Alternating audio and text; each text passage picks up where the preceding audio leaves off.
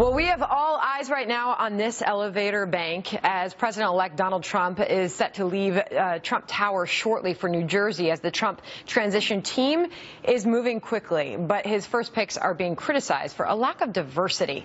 Katie Pavlich is the news editor of townhall.com and a Fox News contributor. Adam Green is co-founder of the Progressive Change Campaign Committee and former director of strategic campaigns for MoveOn.org.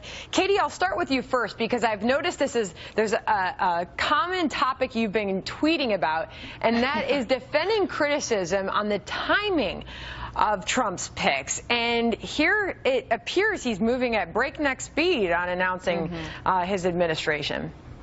Yeah, we've seen the media for a week now since the election, which is not very long, by the way, pretend that the transition team is very chaotic, that Donald Trump doesn't know what he's doing because he's never done this before, when really, if you look as Fox News has done and the Washington Post has done at the number of appointments that have been made at this point in time compared to previous administrations, he's doing just fine. And even David Axelrod, who of course was on Team Obama, has been saying, look, there's a lot to criticize the transition team about, but the timing is certainly not one of them.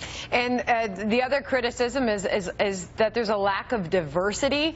In particular, Elizabeth Warren tweeting out this, Adam, towards Governor Mitt Romney, who we just said is going to be meeting with Donald Trump tomorrow in New Jersey.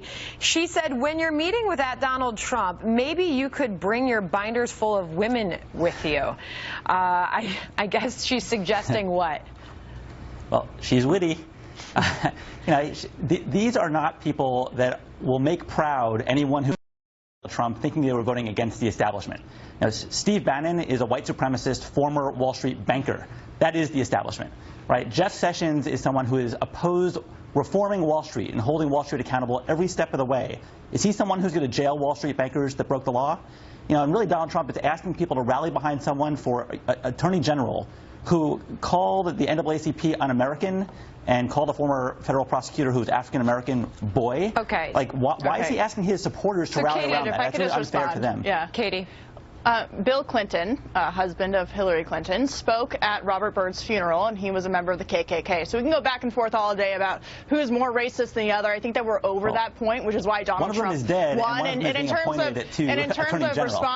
terms of responding to Elizabeth Warren's criticism about binders full of women, it's very predictable that liberals will be focused on people's skin color rather than what Donald Trump is doing in focusing on qualifications for the job and a diversity of ideas inside the Republican Party. There's a reason why you're seeing very conservative, even people who were enemies of Donald Trump in the primaries, such as Mitt Romney, being brought into the fold. He's looking at a diversity of ideas. He's not focusing Do you consider calling on people's skin color. The NAACP un-American a diversity of ideas? Is that the kind of diversity ideas you're looking for? Donald Trump is not focused on people's skin color. He's focused on qualifications for the job, which is the responsible thing to do. Okay, so Adam, but to be clear, let me get back in here, Adam. Why would anyone be forced to defend that? You didn't answer my last question. Try to answer this. Are you saying that he needs to make a concerted effort to pick people based on their gender, their ethnic background? What are you suggesting here? Katie's saying pick the best person for the job.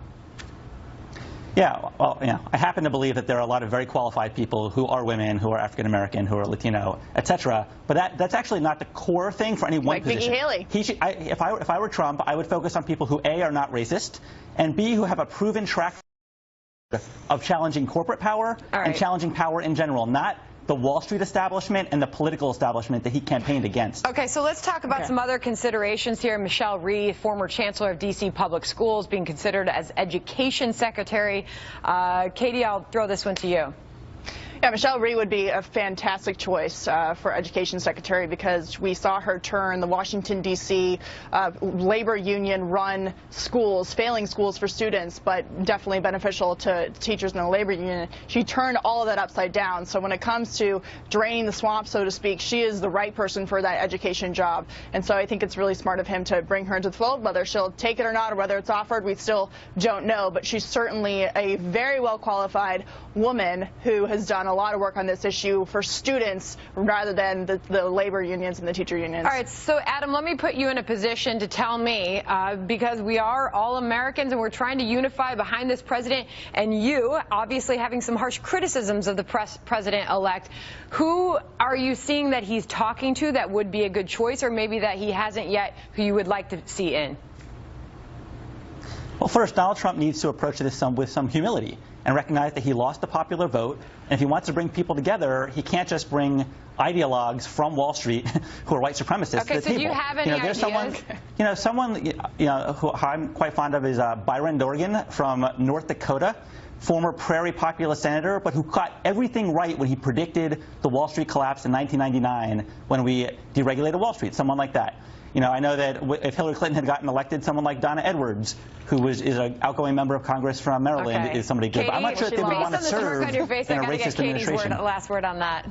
Look, Democrats lost, whether they want to admit it or not. And it does seem like my opponent wants to admit it. And Donald Trump is you're my debate opponent today. Yes, you are. Donald Trump is appointing people on the conservative side of the political spectrum. The Republicans run the House, they run the Senate, they now run the White House. Calling the NAACP un-American is not conservative. Excuse me, I'm trying to finish my point about the fact that Republicans have a mandate, and Donald Trump should be reaching out to people on that side of the aisle rather than reaching out to Democrats at this point. All right, we've got to leave it there. Opponents or not, we're going to leave it right there. Thanks to both of you. I have an opponent. Look at that.